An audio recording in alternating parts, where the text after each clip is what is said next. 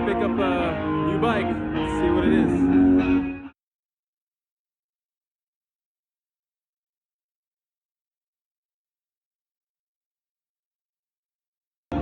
Caleb, what are we doing, man? You want to get your new bike?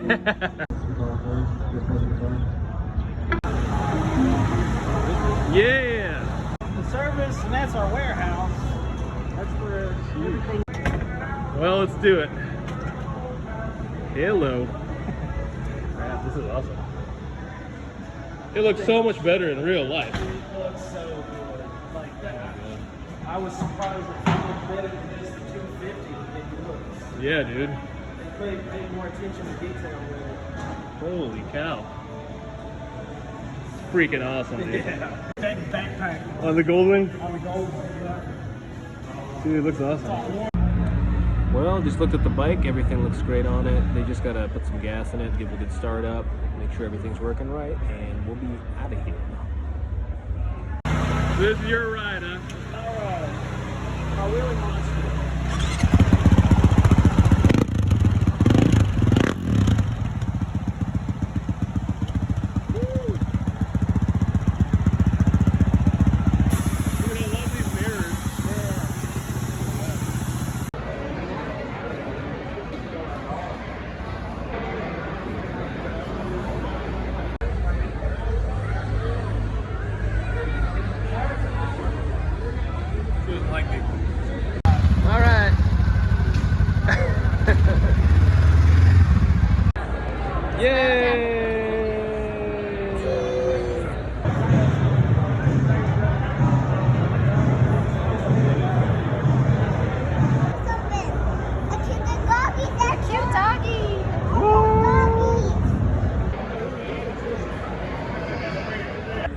Super busy here on opening day. Tons of people here. What a great turnout.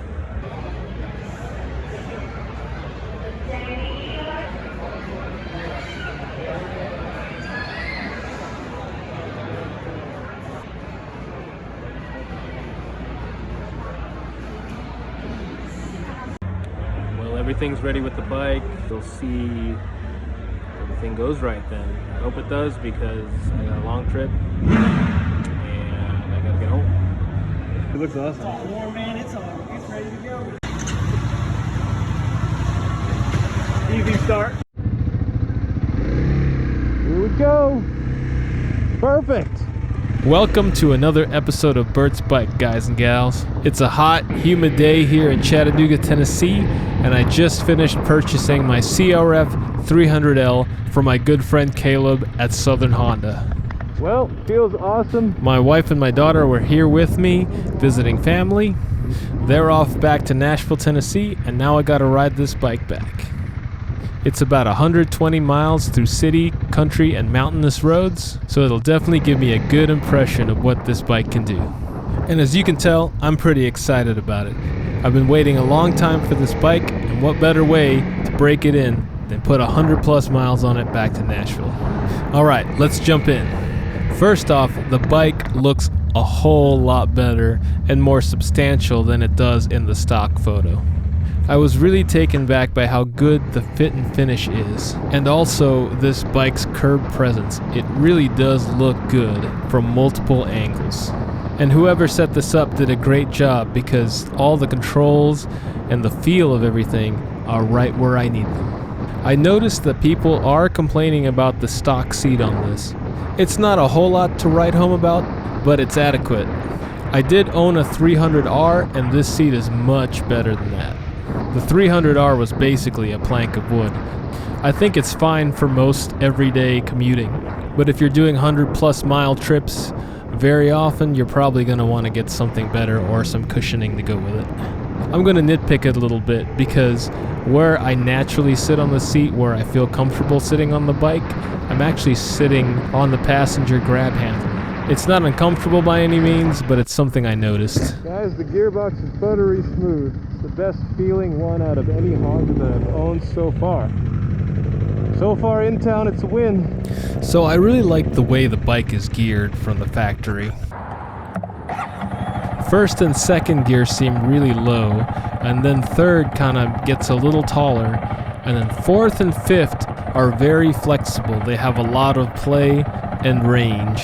To get this bike up to speed on the highway or fast roads, you're really going to have to hammer 4th and then shift to 5th and hammer that and get where you want to be in 5th. And then 6th gear is like an overdrive. If you short shift from 5th to 6th, you're not going to have a whole lot of room on that 6th gear to pull you, especially if you're going uphill.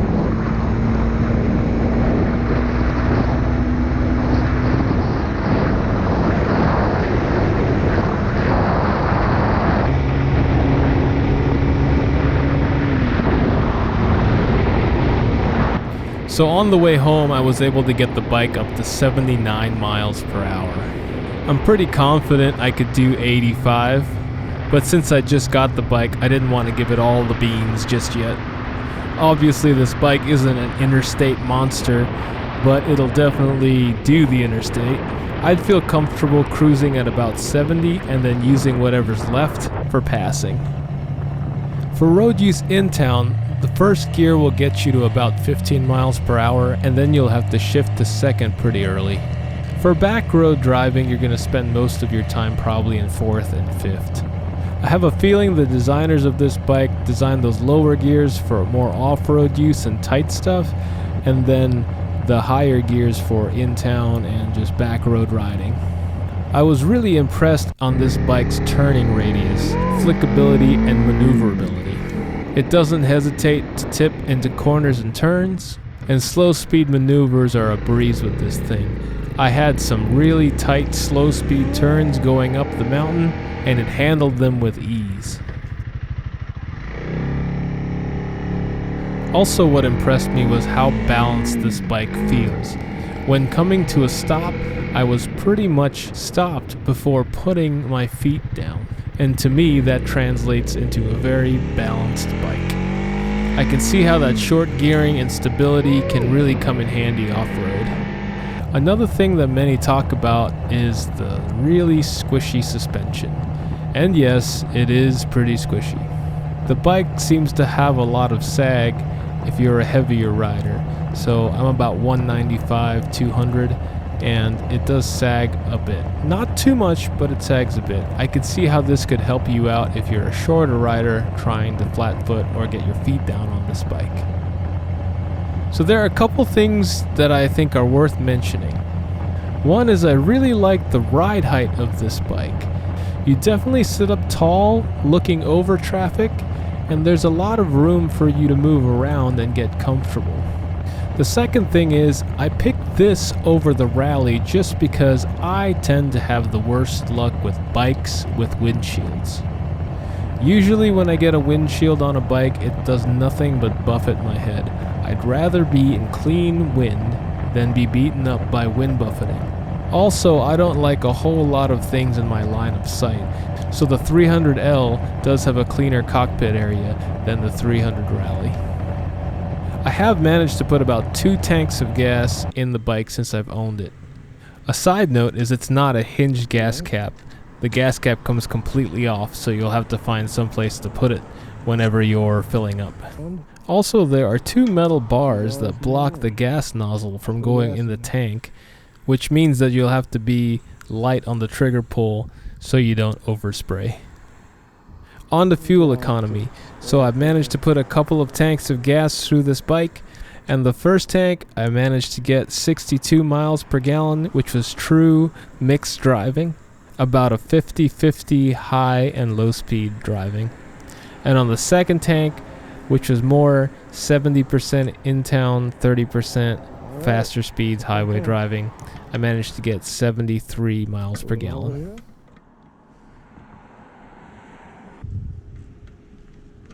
Nope, you just push it down. Well, that about wraps it up. I hope you've enjoyed this review on my CRF300L. I've only had it a few days, but I can already tell this is going to be a great motorcycle. I'm having a ton of fun with it on-road, but I cannot wait till I get it off-road. Stay tuned for more reviews on this motorcycle. All in all, I'm extremely happy with my purchase. I'm looking forward to putting many miles on this motorcycle. Thanks so much to my friend Caleb and Southern Honda for making it happen. Thanks so much everybody for tuning in. Please don't forget to like and subscribe, and I'll catch you on the next video.